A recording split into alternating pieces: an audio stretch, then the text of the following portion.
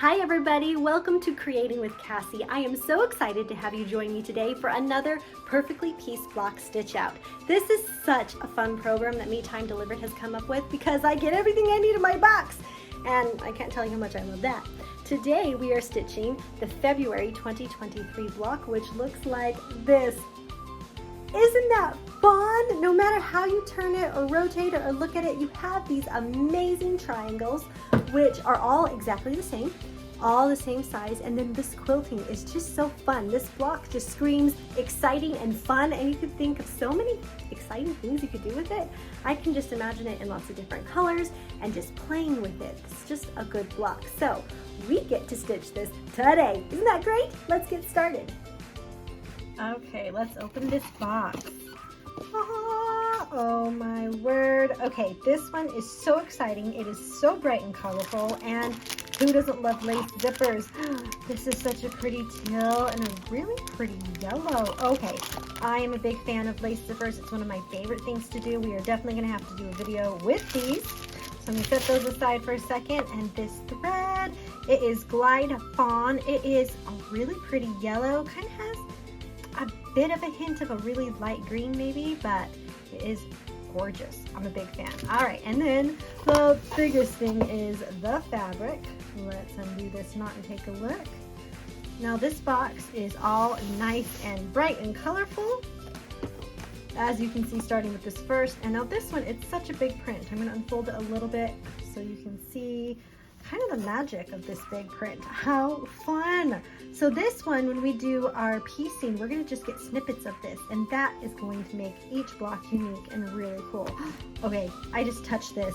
I'm a big fan of things that are soft and fuzzy. This is a super bright fuchsia pink, and it's velveteen. Oh my word, I just want to touch that all day. That'll be so cool. We've never had velveteen in a box before. This is a really pretty teal. Big fan of that. Oh, so fun. Okay, this is a perforated dot.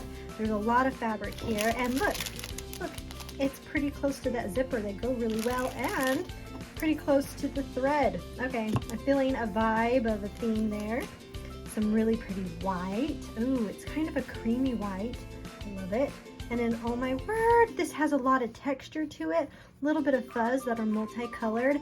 How fun. Okay, I love this. It's so unique and different and bright and cheery. Cannot wait to get started piecing this block. Okay, so I want to point out something really neat about these instructions. So you have all the information you need here, and you have all the step-by-steps here that show you how to piece it, but in the back is what I want to show you. Right here, not only do you have a really good piecing template to look at, but here there's a chart every time, if you look at your instructions, that show you how to cut these blocks. And there's something magical about this block. Look, they are all the same size. How cool is that? Every single piece on this block is exactly the same size, and so it's going to make it easy peasy to cut, and it could be really fun to play with that a little bit. So I am so excited. I'm going to cut my fabric, and then we'll starch it and get going. So I've already loaded my embroidery file into the machine, and so I'm going to start stitching our batting placement line, and this line shows us where to put our batting. And I decided to keep that beautiful fawn color that came in the box in my machine so we can just see how pretty it is the whole time while we're stitching. And it's a light enough color that I think it'll be just fine to use the whole way through. So that's just going to quick stitch that batting placement line for us, and then we can move to the next step.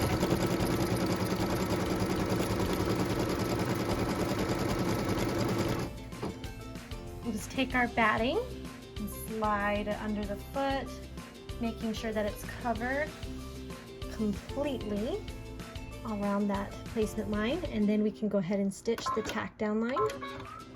And this keeps the batting in place and helps it not move while we do the rest of the quilt block.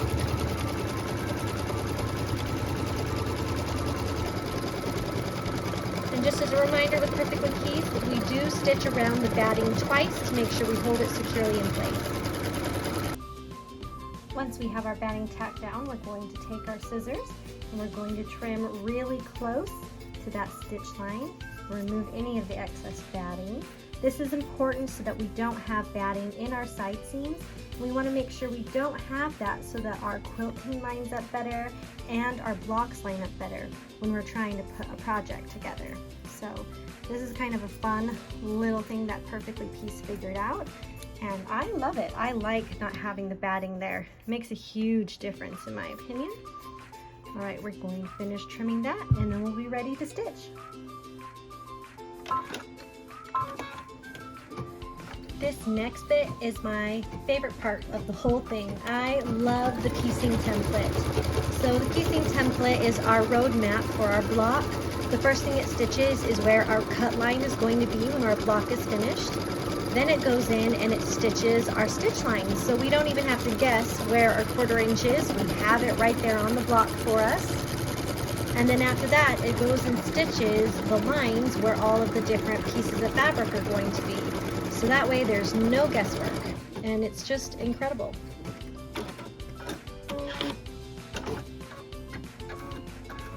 So what it just finished there was the cut line, so now it's going to go do the next part, which is that stitch line. And then after that it will do the template. So what we have here is the piecing template. You can see where all our cool triangles are going to go. And I'm going to show you this first piece of fabric. This is the tiny white dot from Maywood. And this is the right side. This is the wrong side. It's really hard to see sometimes these little tiny white dots. You do have to look really close to make sure you get the right side up, which is important because the first piece is always right side up. So we'll slide that in where the first piece is going to go, making sure we completely cover the area, smooth our fabric in place, and then we can stitch the stitch line so that it stays right where we need it.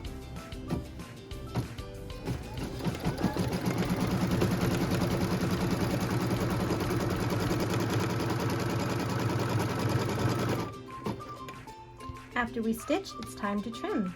So I'll just take my scissors, cutting right next to the stitch line, and remove the excess fabric.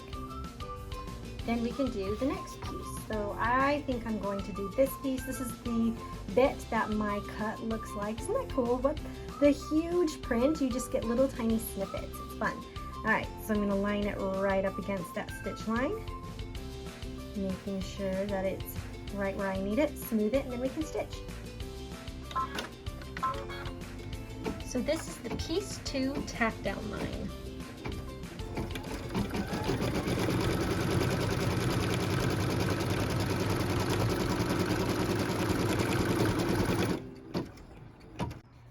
After a tack down line, we iron. Fold this over and press it nice and taut against that stitch line, making sure that we get rid of any of that extra give or fold. We want a nice straight line. Alright, okay, now we're ready to stitch the tack down and cut line up here on the top.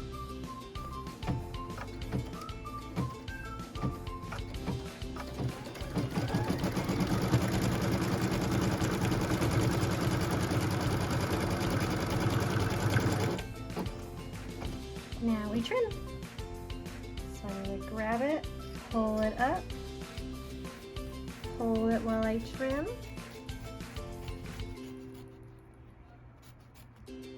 Make sure I trim it all off. And then I'm going to grab my white. Now this tiny white dot is a little bit see-through, so you might want to put some fusible backing on it to make sure that it gets rid of any of the shadowing from the darker fabric, or just make sure that you bump it a little bit past that stitch line.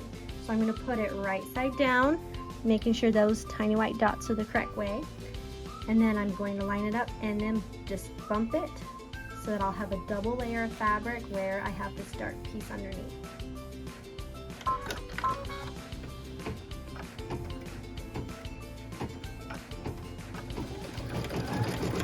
So this is the piece 3 tack down line.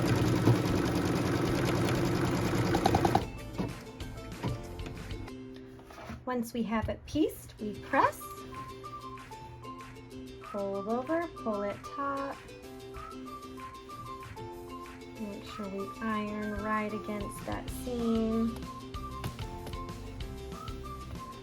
and And look, it works. You see that little fold here? It's going to hide that dark fabric. Kind of a fun trick, I like it. All right, let's stitch the tack down and cut line up here.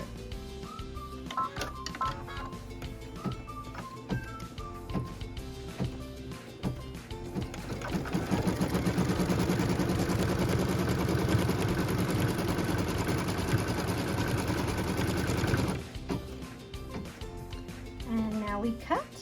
So we're gonna come in here, kind of clip in a little bit, pull up, nice and tight. All right, we got that piece. So our next part, we are using that velveteen, which is so pretty in pink and super fun. I'm excited. But this does tend to wiggle and shift and have a little bit of a stretch. So I'm going to make sure not only that I line it up really well, I'm also going to tape this one in place. I do recommend taping velveteen if you're going to use it in perfectly piece. It just helps it stay in place better. I'm going to put one across like I normally do, but I'm also going to put one right here where I will be stitching, and I'll just pull the tape out of the stitches after I make sure that this stays in place. All right, so what we're stitching is the tack down line for piece number 4. And we're just gonna let it do its thing.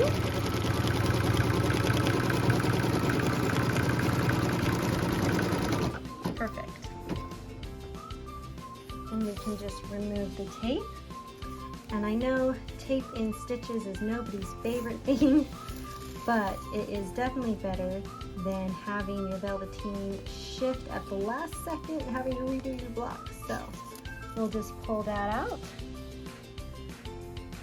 And if you have a little bit of tape stuck, you can always grab a pair of tweezers to help you pull it out. Now that I got all that tape out, I'm going to iron here. And this is the fuzzy side over here, so I don't want to spend too much time with my iron on it. It does change the composition just a little bit, so I'm going to smooth it as straight as possible. Then come in and just kind of touch the edge with my iron. And then I'm going to tape it on the other side.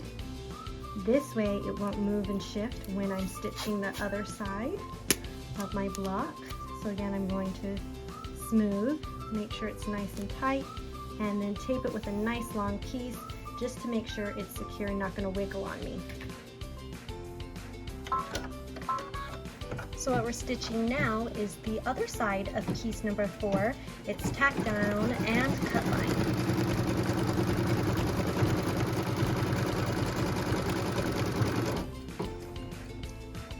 I am super thrilled with how that turned out, so I'm just going to pull the tape. I'm not going to bother pulling it off. Just hold it as I pull the fabric up and trim it nice and close. Just like that. And we got our beautiful velveteen in. Now our next piece is another one of that tiny white dots, so make sure you have the right side face down. And on this one, definitely make sure you bump it past that stitch line so that it can give you a little bit of extra coverage. Smooth it and let's stitch it in place. So this is stitching the piece 5 tack down line.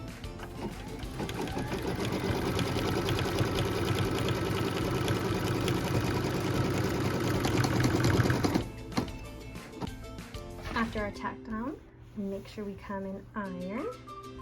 Pull taut. I'm going to come on this side just to avoid my iron being on that velveteen for any longer than necessary. Twist just to make sure. Okay, that feels pretty good. So then we can return it to the machine.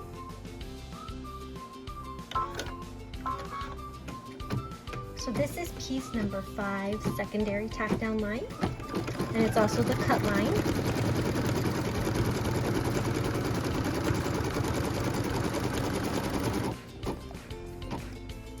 So we'll take our fabric, pull it up, make sure we cut nice and close, And here I'm going to leave this bottom layer. I want to make sure I have a little bit of coverage where this pink is underneath here. Just make sure I completely cover that. All right, and then we can put piece number 6, which is our last piece. This one is so fun. I'm excited to get in here. This one has a woven fabric, so you will get little flyaways until it's stitched in. So just keep that in mind. Line that up, smooth it, and let's stitch it in place. So this is the tack down line for piece number 6.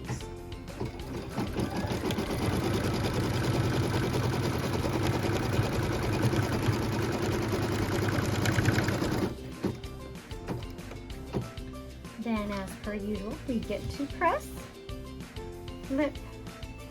It's a little stretchy, so watch that when you're ironing. Okay, how fun is this? All right, so this block looks super cool right now, but it's gonna look even better in just a second when we stitch the outside stitch line, which is also the final cut line.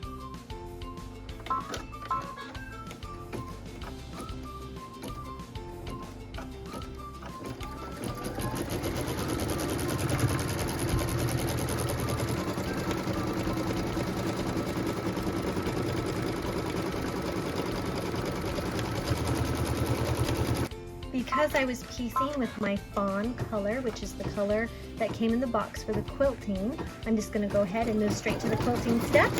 And it's really fun to see this because you have these really cool thin triangles, but then you have this kind of half circle, almost shell-like quilting.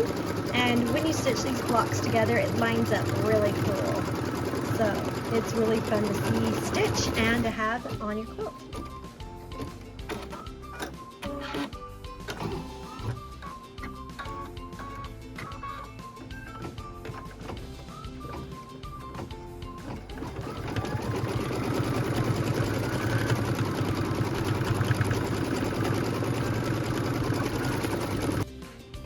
There it is! Look how fun this block is. I just love the bright colors intermixing with these nice calm white colors. It is a super fun block. So I'm just going to loosen my hoop here and then pop it open, slide our block out and set my hoop aside. And then let's cut this pretty block and see it without the excess fabric and stabilizer. I'm going to cut it on the back so I can see both the stitch line and the cut line, which are both right here. So I'm going to line that up, making sure the whole thing is lined up. And I'm going to take my rotary cutter and just cut. Rotate my block, line it up, and right here, this happens sometimes with the extra thick fabric. Not a big deal.